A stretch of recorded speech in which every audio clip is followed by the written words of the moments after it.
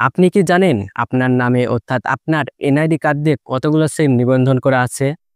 আজ ভিডিওটি শেষ পর্যন্ত দেখলে আপনার এনআইডি কার্ড দিয়ে কতগুলো সিম নিবন্ধন করা এবং আপনার কোনো সিম নষ্ট হলে বা হারিয়ে গেলে ওই সিম আদৌ আপনার নামে কিনা তা দেখতে পারবেন। তো কথা নয় সরাসরি চলে যাব মূল ভিডিওতে। ভিডিওটি যদি ভালো লাগে তাহলে অবশ্যই লাইক, কমেন্ট, শেয়ার করবেন এবং আমার চ্যানেলে প্রথম হলে চ্যানেলটাকে সাবস্ক্রাইব করে পাশে বেল আইকনটি বাজিয়ে দিবেন যেন আমার পরবর্তী ভিডিও আপনাদের মিস না হয়। আপনারা সরাসরি চলে যাবেন my Robi, my Airtel, my GP, my Banglalink, my Teletalk যে কোনো অ্যাপসের মধ্যে। আমি চলে আসলাম মাই এয়ারটেলে। তারপর আপনারা সকল অ্যাপসে এমন অফারের অপশন পেয়ে যাবেন। স্ক্রল করে ডান দিকে আসলে দেখতে পাবেন আমার সিমগুলি। আর যদি ইংলিশ করা থাকে তাহলে দেখতে পাবেন মাই সিম লিখা।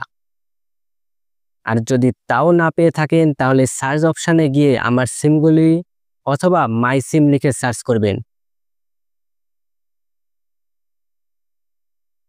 তারপর আমার সিমগুলিতে বা মাই সিমে টাচ করবেন। এবার এখানে আপনি আপনার ভোটার আইডি কার্ডের শেষ 4 সংখ্যা বসিয়ে দেবেন।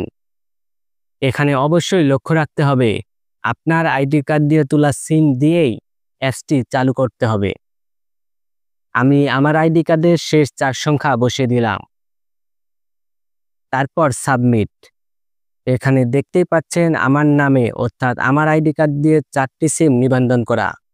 তো আপনারা খুব সহজে এভাবে আপনার নামে কয়টি সিম নিবন্ধন করা আছে তা দেখতে পারবেন।